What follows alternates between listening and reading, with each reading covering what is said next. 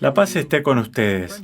Amigos, las lecturas de este cuarto domingo de Adviento son muy dramáticas y nos sitúan justo en el corazón de un misterio central en la Biblia, que es el misterio de la providencia de Dios. Que Dios cuida este mundo, pero a menudo de un modo que a nosotros nos confunde. ¿Por qué? Porque Dios juega un juego sutil y de largo plazo.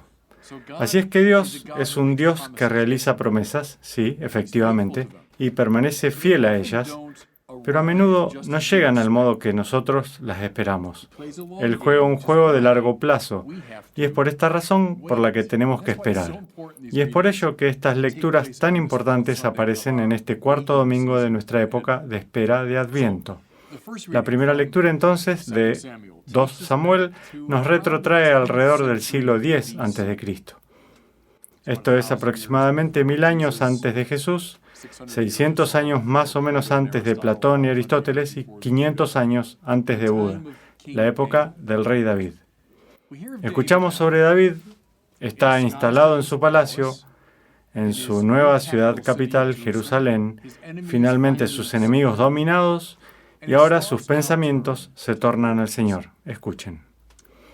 ¿Te has dado cuenta de que yo vivo en una mansión de cedro mientras el arca de Dios sigue alojada en una tienda de campaña?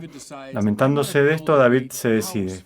Quiero construir una gran casa para el arca de la alianza, quiero construir un gran templo. Ahora, por supuesto, recuerdan el arca. Estamos retrocediendo ahora 200 años antes de David. Los israelitas la construyen en lo inhóspito, alberga las tablas de los 10 mandamientos. Es la gran presencia permanente del Señor entre ellos. Ha acompañado a Israel todos estos años de su deambular y de sus guerras y todo eso. Y ahora David dice, aquí estoy completamente instalado, necesito construir una casa para el Señor. E inicialmente Natán, su profeta en la corte, le dice, adelante, es una buena idea. Y ciertamente parece ser una idea muy noble. David no está buscando algo para sí mismo, sino que está buscando algo para el Señor.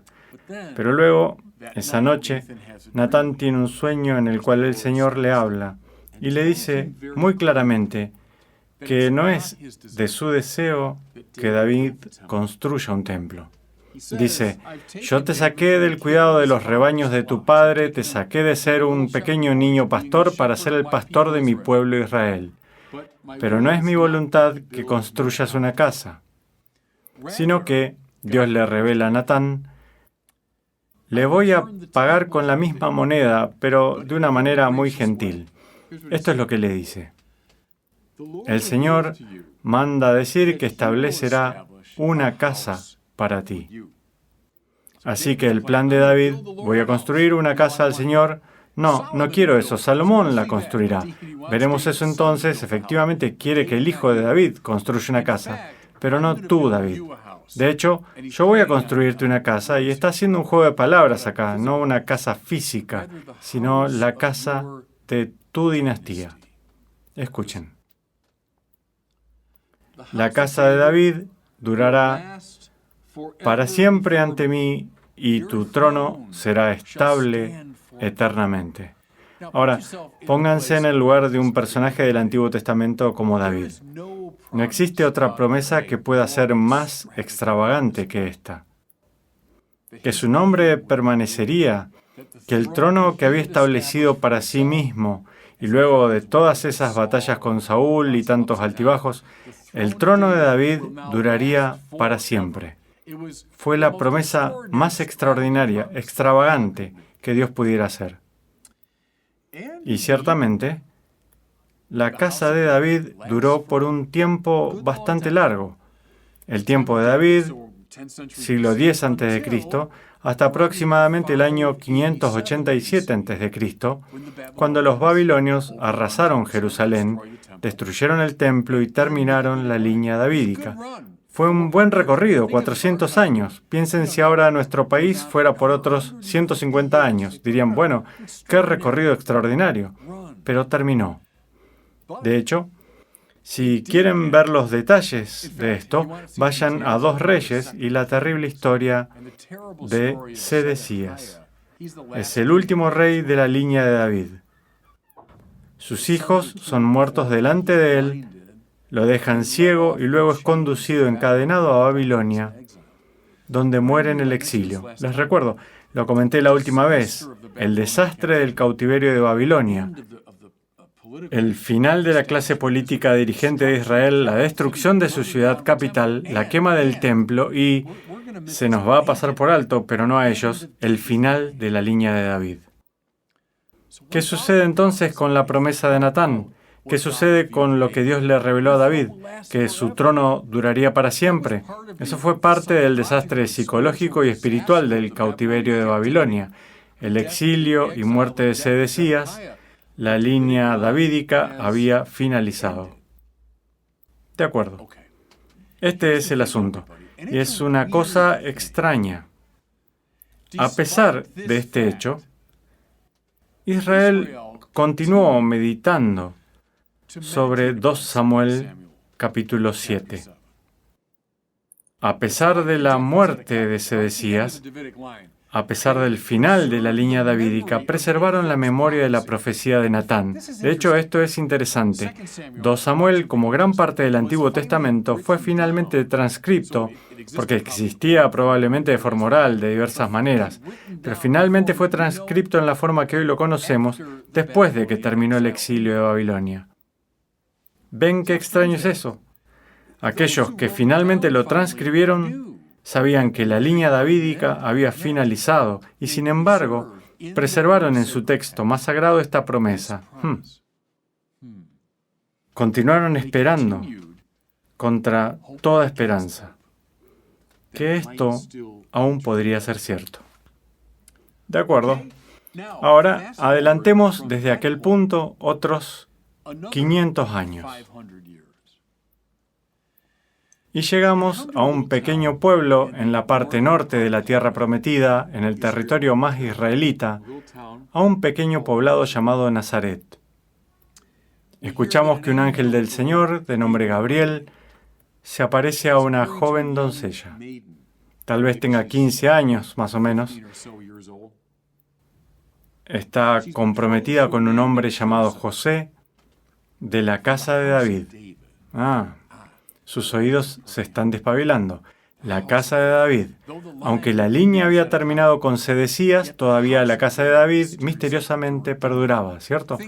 Piensen aquí tal vez en la gente hoy en Francia que dice que aún hay descendientes de Luis XVI dando vueltas y que la casa de los Borbones aún persiste, aun cuando políticamente estén lejos del poder. La casa de David, que aún tenía un matiz mágico para ellos. Bueno, esta joven virgen, comprometida con un hombre de la casa de David, pertenecería entonces ella misma, hablando legalmente, a la casa de David. ¿Qué le dice el ángel Gabriel a ella? Lo sé, hemos escuchado estas palabras miles de veces, y cuando escuchamos este evangelio, probablemente pasan desapercibidas en nuestras mentes, o si el ángel le dice toda clase de cosas lindas, piadosas a María. Escuchen lo que dijo. Primero de todo, saludándola como llena de gracia. ¡Qué caritomene! Una de las descripciones más hermosas, poderosas de toda la Biblia. Nadie en la Biblia, salvo Dios, tuvo un título tan eminente como ese. Significa llena de gracia. Lo repetimos ya que estamos cada vez que rezamos el Ave María. Dios te salve María. ¡Qué caritomene! Llena de gracia. Luego dice que ella concebirá y dará a luz un hijo. Él será grande y será llamado Hijo del Altísimo. ¿De acuerdo? Pero luego llega el giro inesperado, que de nuevo podríamos pasar por alto, pero créanme, ellos no lo pasaron por alto. Escuchen. El Señor Dios le dará el trono de David, su padre, y él reinará sobre la casa de Jacob por los siglos, y su reinado no tendrá fin. Parecía que estaba todo terminado con la muerte de Sedecías. Parecía que la línea davídica, que había tenido un buen recorrido, pero que llegó a un fin, y pareciera la profecía de Natán no es cierta, pareciera entonces que el Señor no es fiel a sus promesas. No, dice este ángel ahora del modo más sorprendente. ¿Quién hubiera imaginado que la línea davídica continuaría a través de esta virgen de Nazaret, comprometida con un hombre de la casa de David, que daría a luz un hijo que tendría el trono de Jacob y cuyo reino permanecería para siempre. Dios es fiel a sus promesas, aun cuando les tomó un largo tiempo verlo. Dios es fiel a sus promesas, aun cuando sucedió del modo más sorprendente. Dios dijo a David, voy a construir una casa. Y ahora vemos que 400 años de sucesión de reyes davídicos no era exactamente la casa de la que estaba hablando. Era, si se quiere, una especie de símbolo o precursor de aquello. ¿Cuál es la verdadera casa? La verdadera casa es el cuerpo de su Hijo, el cual Dios mismo se complace en habitar y al cual invitará al mundo entero. La casa de David es Cristo mismo y, por extensión, el cuerpo místico de Cristo, que es la Iglesia. ¿Y no tenemos acaso la garantía del mismo Cristo de que construiría esa iglesia sobre una piedra y que las puertas del infierno no prevalecerían contra ella? Ahora vemos, y nosotros que hemos heredado 2000 años de tradición de la iglesia, ahora sabemos de qué trataba la profecía de Natán. Ahora sabemos cuál es la verdadera casa de David. Es la iglesia, el cuerpo místico de Jesús. Y efectivamente este permanecerá para siempre. En este espacio sagrado encontramos nuestra seguridad y encontramos nuestra paz. Sé que cuando miramos nuestra historia y nuestro tiempo y nuestras vidas, estamos tentados de decir, no hay un Dios cuidando las cosas y proveyendo las cosas. Citaremos a Macbeth, es un cuento contado por un idiota lleno de ruido y furia y que no significa nada. No, contesta siempre la gente bíblica. No, el Dios providencial, fiel a sus promesas, es el Señor de la historia.